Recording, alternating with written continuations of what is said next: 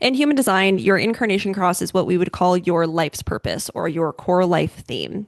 And there are many descriptions out there of incarnation crosses. You can find some online. Personally, I love the descriptions in this book by two people whose names I will not attempt to pronounce. The Book of Destinies, the first author, I'm pretty sure his name is pronounced Chetan Parkin. But anyway, so there are plenty of descriptions out there. However, a lot of the time people can read these and walk away thinking, okay, so I know literally nothing more about my life purpose than I did before reading that because the way that these are written can either seem too theoretical. It's like how does that actually apply in real life? Or they can use human design speak or lingo where it's like, man, just wait, why you gotta say that? Why you gotta say mutative? Say transformative. Say something. Say changes a lot. Is here to change things, right? Like just make it simpler. But the point is, it can be difficult to understand even if you do have the description. Also, there are 192 incarnation crosses in human design. So if you're looking at someone's chart, for example, like offhandedly, like you're just checking out your friend's chart, and you want to know what they're here to do, or tell them, here is, really what you're here to fulfill in your lifetime, but you don't have one of the descriptions, it's hard to keep all of those in your head and just like pull that off the top of your head. So, what I want to do in this video is give you a very simple way of understanding and being able to explain to someone what they are here to do, or understanding for yourself what you are here to do with your incarnation cross. So, first off, we have to understand what actually makes up the incarnation cross in the human design chart. So the incarnation cross is composed of four gates, which are what I would call your top four gates. So that is your conscious sun, your unconscious earth, your unconscious sun, and your unconscious earth. These literally are like the top four, by the way, physically in your chart. If you're visually in your chart, if you're looking, they're the gate numbers that are at the top of the right and left columns. Your incarnation cross description, or just your incarnation cross in general, is essentially like a sort of story that's weaved from these four different energies. It's like, okay, you have these as the primary energies in your life that you're here to play out and express and use in one way or another. So here's how these come together and how you're most likely going to be using these. One thing to know about incarnation crosses, though, is because these are all just like individual loose energies that just got tied together, basically.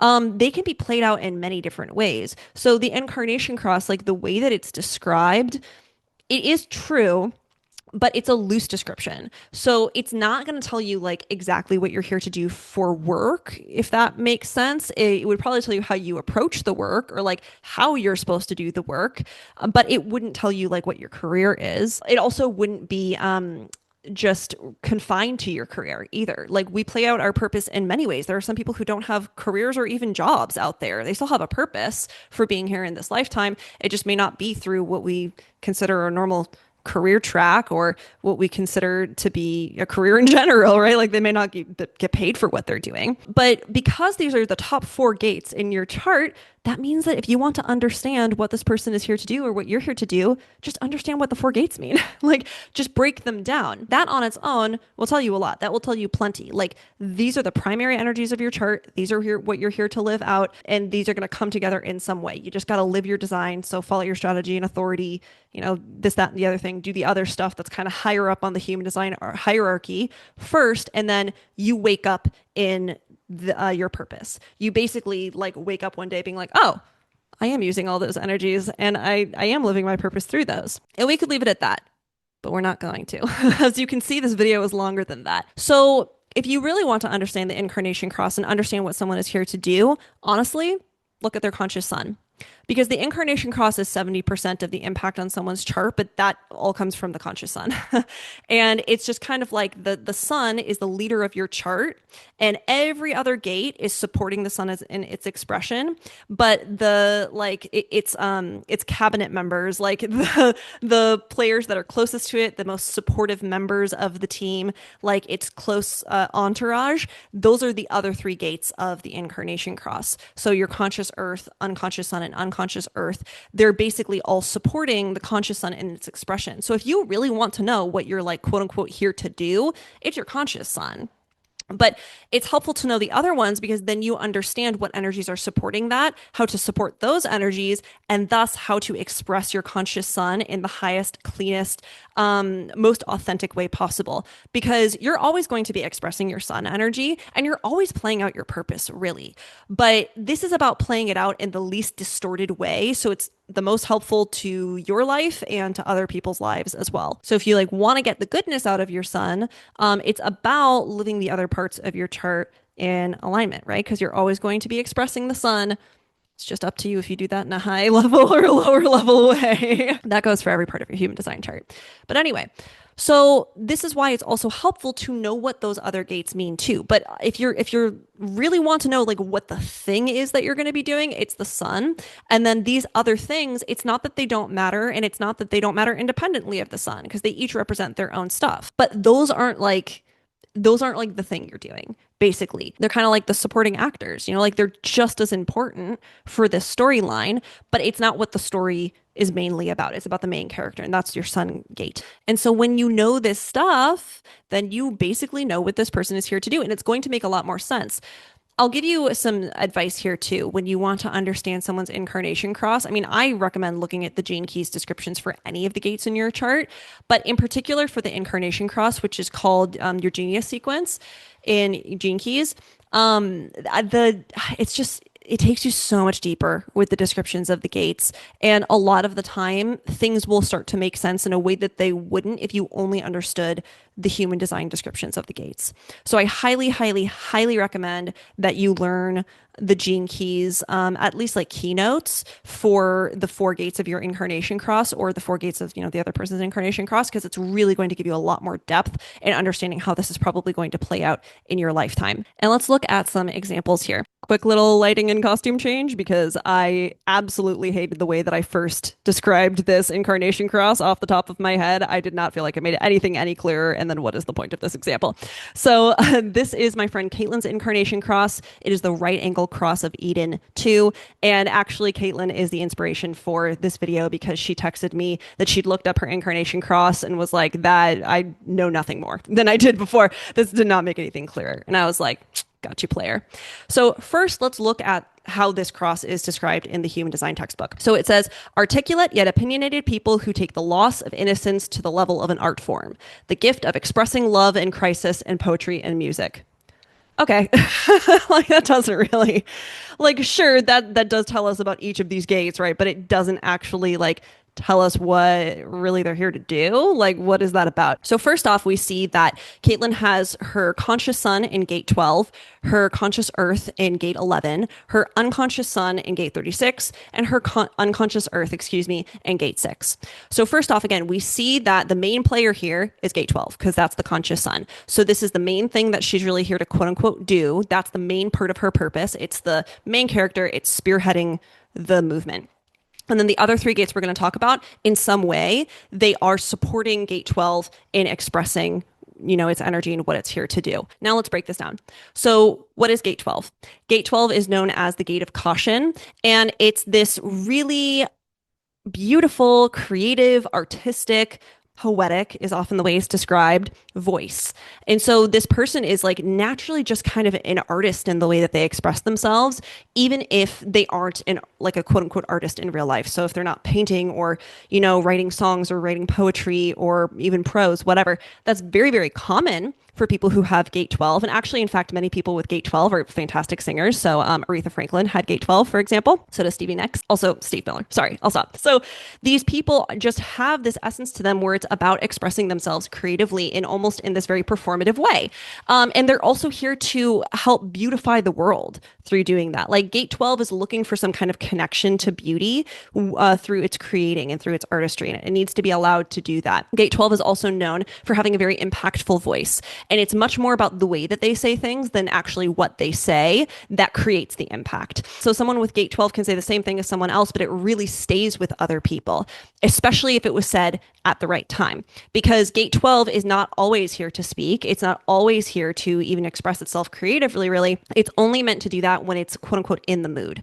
So when it's not feeling like it's in this deep emotional low where it wants to withdraw, because often gate 12 will need to withdraw from other people when it's not feeling great or it's not feeling very social.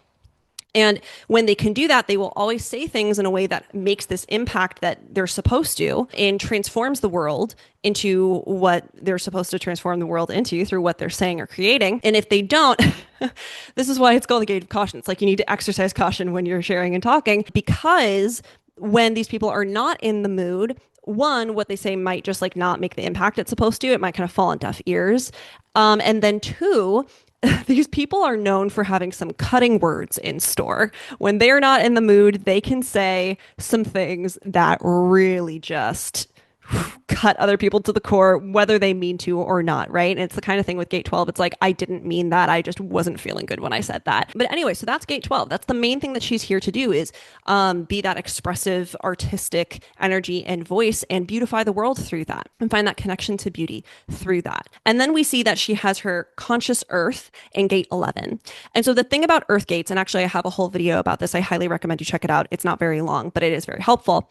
The thing about earth gates is that really what they're here to do is support the expression of the sun gate. If you are doing good with this, then you're doing good with your sun. Like you need that earth gate as the foundation for your sun to really shine. So for her, that's in gate 11.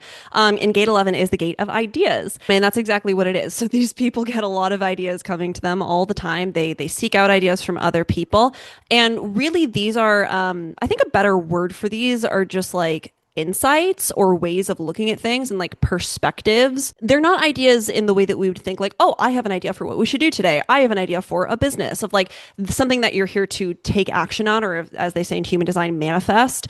It's more that these are simply supposed to be like lulled over in your mind and inform your worldview and how you see things. And the thing about gate 11 that's so beautiful is it can be very idealistic. Some people might even say fantastical. Gate 11 loves fantasy a lot of the time. I remember saying this to somebody who had gate 11 and she was like, oh, I love like fairy tales and fantasy novels. So we have over here this sense of idealism, basically, that's supporting this person's creative and artistic expression, in some ways driving it, right? Because if you don't have that idealism, then it's like, why am I even trying to make things beautiful through creating, right? On the unconscious side, by the way, the earth supporting the sun, it's the same on both sides, just so you know. But on the unconscious side, we have her unconscious sun in gate 36. And gate 36 is called the gate of crisis. And if that sounds bad, like I always say in human design, sometimes it is, but not always. Gate 36 is basically the gate of learning through experience, but in particular, learning through working through crises. So these people will go through probably quite a few tumultuous phases in their lives or just crises, but it's because they're here to learn how to be really good at dealing with them. If you have this in your chart, I will tell you I have it as well. It seems like it's a curse, but really we become some of the strongest people in the world. Like we come out on the other side of this stuff as a batch of some really tough cookies. So gate 36 becomes very good at handling life. But the other thing about gate 36 is it's really just about learning about life through experience. So these people need to go into these things, whether it ends up being tumultuous or not, to learn and to get the kind of wisdom that they need to. So it's not just about like handling crises and like hectic times. It's really just about like feeling like you can take on life, which is a huge gift, but often needs to be learned through healed pain. So we have this aspect to her that like really needs to go through experiences here that we see. And then we see that she has her unconscious earth in gate 6, which is known as the gate of friction, also I think known as conflict in the I Ching. And gate 6 is such a fascinating one to me because these people essentially have an aura that carries this kind of sense of friction to it. I wouldn't say that it's like a spiky energy. Like if you met Caitlin, you wouldn't think that about her at all, but it does have this kind of like challenging energy a little bit. And it's not necessarily challenging someone else as a person. It's challenging the relationship to the other person, because gate 6 is here to understand how to overcome conflict and create a deeper sense of connection with the other by doing that.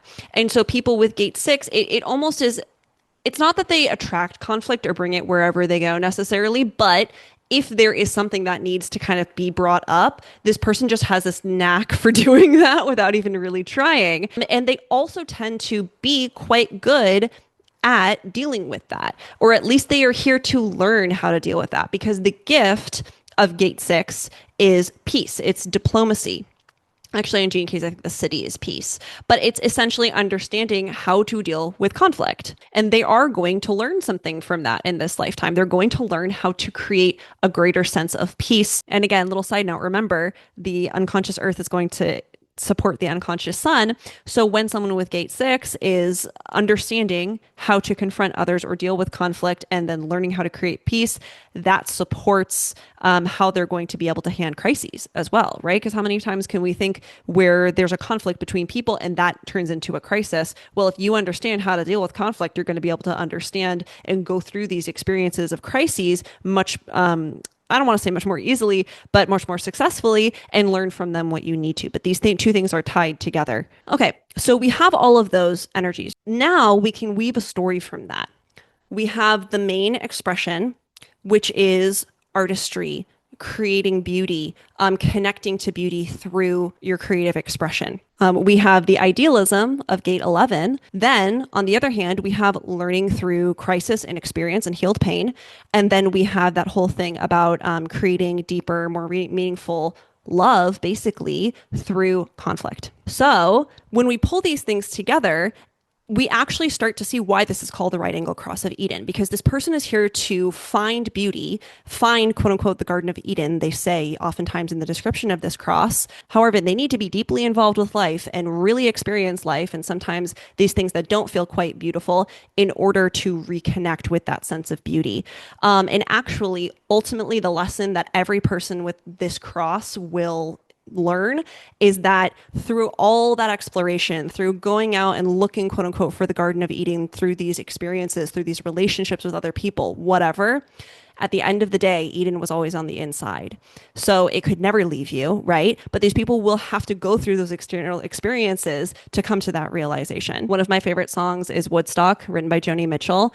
And there's a line in that that just encapsulates this so perfectly. We are stardust, we are golden, we are a billion-year-old carbon, and we've got to get ourselves back to the garden. And actually, when I shared that line with Caitlin, she was like, oh my God, it's so true. Then we have my Incarnation Cross. And if you've been watching my videos, you're probably like, Jesus fucking Christ, we know what your Incarnation Cross gates are, Aria. You talk about them every video.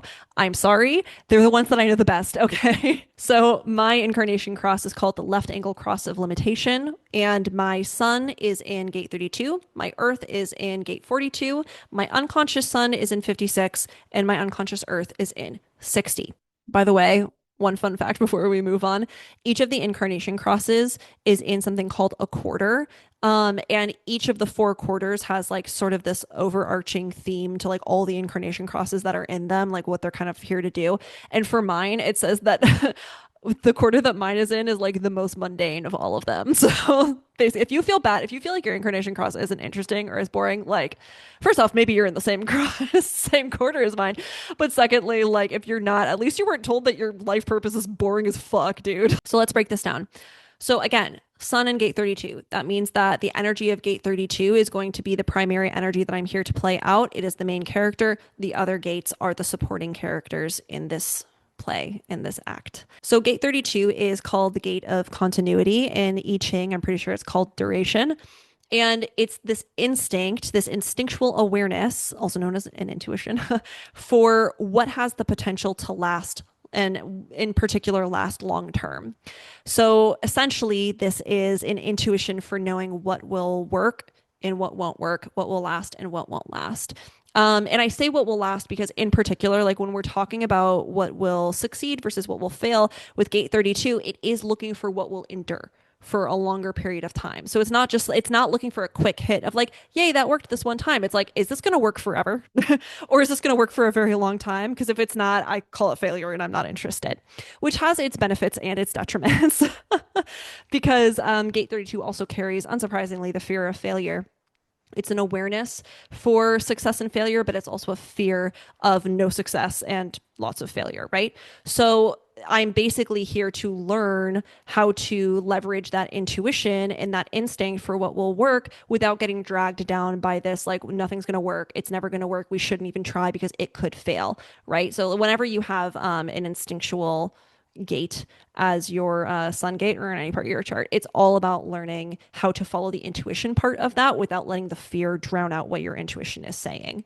So basically, that's my long story there. Of that's the main energy that I'm here to use. Is like, do I know if this thing is going to last or not? And I know that through my intuition. I just have a gift for that. And then the other energies here are going to be supportive of that. So my Earth in gate 42, 42 is called the gate of growth, which is interesting because it's actually about ending things. But it's sort of like how, a forest fire will completely decimate a forest, but then it actually makes room for new growth. That's kind of what gate 42 is like, although not necessarily that destructive. Gate 42 is about coming in and like closing out cycles, closing out seasons, tying up loose ends. When it comes to actual projects, these people tend to be really good at coming in and being like, all right, let's clean this up, right? Like we're done with this now. Let's move on. And then also they're great at bringing intention into things because these people always have the end in mind. And that is definitely the case with me. So the interesting thing with gate 42 is that this energy is like, it's almost the exact opposite of gate 32. Not really, it's actually complementary, but it's about knowing when something really does need to end. Because when you know that, it's just like this thing is just done, right? It doesn't mean that it failed. It means that it's time to move on. So when I have an understanding of that, then I can honestly kick my fear of failure almost completely out, right? Because I can say, okay, well, if this thing ends, right, it doesn't mean that it failed. It doesn't. If I followed my intuition and I followed my strategy and authority in human design, and I went this way and it felt correct, then just because this thing ended doesn't mean that I went the wrong way. I was doing the right thing. And so I can stop holding myself back with so much fear of like, what if it doesn't last forever? And I can trust my intuition of like, I'm getting a good feeling about this. I'll go this way. And then on the other side, we have gate 56, which is the gate of stimulation. And it's all about like finding things, often new things that are very enriching. So it's gate 56, you can kind of think of it as like bumping up against new things and be like, huh, that's interesting. That's shiny. I wonder if I'll just like look at this. I wonder if like this will, be worth my time and my energy. Like, let's dive into that, right? So on the shadow side of this, it can also carry, unsurprisingly, it can be a very distracting energy. So people like me can easily get distracted into certain things, whether it be external stuff like a video game or chocolate cake or whatever, or a new trip, or, our internal landscape, like just living in fantasy all the time. But this kind of like wandering around energy, it's called the wanderer in I Ching. This is what allows gate 56 to bump into things that would be new, adaptive, transformative, and helpful. It's that interest in new stuff and finding the next thing that allows us to bump up against certain things. And then we have gate 60, which is my unconscious earth. And that energy is really all about timing. So gate 60 loves breakthroughs. It loves to be transformative, what we call quote unquote mutative in human design. And it loves to like break through barriers and get to the next level and things like that. However, gate 60 also knows that it's not always time to do that. This energy is basically about saying like, right, okay, so if we accept where we are right now, it doesn't mean things won't change, but we need to accept it right now instead of trying to like push against it because these walls are here, right? The structure that we're living in right now, it's here. And the more we push against it, the harder we're going to make things for ourselves. So instead of trying to do that, we kind of move with the flow. And then there comes a time when there's this opening and we blast through. And until we feel that feeling that tells us to do that, we don't waste our energy. We don't waste our time, right? Because it's not the right time to do it. Clearly, life is not telling us that it's the time to do it. Our bodies are not telling us that it's the time to do it. So it's about accepting that. Gate 60 is called limitation, but also acceptance. It's about accepting that. And when you do that, then you're always on time. And then you're always doing things at the right time and making change at the right time. And so when we pull all these things together, you can kind of see how all of this stuff supports 32. You might not see how 56 does, and I'll explain that in a second. But basically, so gate 32, right? It's here to see like what's going to last, what's going to help us adapt, what's going to, I forgot to tell you this part. It's about like helping us basically evolve and change. But by putting our energy into the correct things that will actually help us do that, like the things that are worth our time. So in order to do that, we need to understand something's end. We need to have the thing, right? The thing to bump up against and ask, is this the right thing? And then we also need to know the right time to do it, right? We need to know, is this the actual time to change, to make a true impact, to make actual worthwhile change? So that's how all these things come together to create the left angle cross of limitation, which, yes, is about knowing which things are going to be worth putting our time and energy into. But more than that, it's about knowing which things are going to be adaptive and which things are going to make a worthwhile change. And so this incarnation cross is called the left angle cross of limitation because it's like we have to understand what our limitations are in order to actually make changes that are worthwhile and actually last, right? Like we have to see where we're actually limited here, or else we're just going to be expending our energy all over the place. And that is gate 32's least favorite thing to do. Having its energy splayed all over the place is like death. It feels so, oh my God, it's an existential crisis. I hate it. So, yeah, that is how you can break down an incarnation cross to understand what it means. I think this is particularly helpful if you have looked at the incarnation cross description and you're like, what the fuck? That didn't make anything clear. And it also, you can also use this if you know what the gates mean independently, but you don't have a description of the incarnation cross for somebody like you don't, or you don't even know what their incarnation cross is called. You can still help them understand what their life's purpose is by breaking it down in the way that I showed you. So remember, very simple, look at the the conscious sun, and then that is the main thing that they're here to express and do. The other gates, they are important independently, but here in the incarnation cross, they're all about providing context and support for the sun, right? And they give you more information on how this person will be doing that and like what energies will help them do that. But yeah, that is it. If you have any more questions about this process or even like what the planets mean, and especially if you want me to make a video about one of those things, let me know down below in the comments. Only thing is that if you ask me to explain your incarnation cross in the comments, I will seriously comment back a laughing emoji. Like, what was this whole video for? No.